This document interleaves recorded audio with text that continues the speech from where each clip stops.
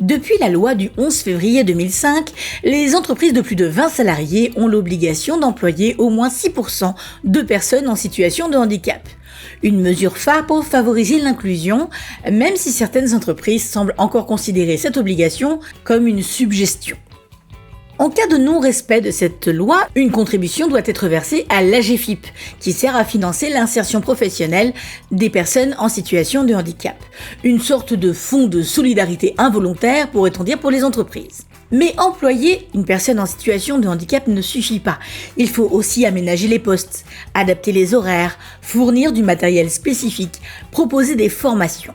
Bref, faire preuve de bon sens et de responsabilité. Non, ce n'est pas juste mettre un repose-pied sous un bureau et dire que le tour est joué. Et malgré ce cadre, les chiffres restent préoccupants.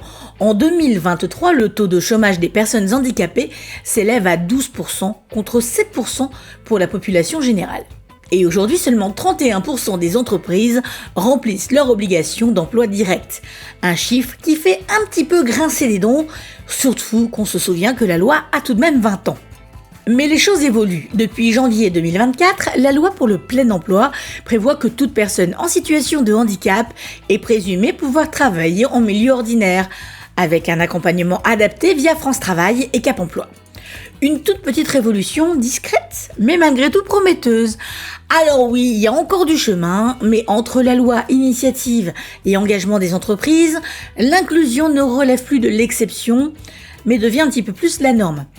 Après, va falloir expliquer à l'équipe que Françoise, oui, elle a le droit d'aller aux toilettes un petit peu toute la journée parce qu'elle a un problème. Et en même temps, elle a le droit de pas dire qu'elle a un problème.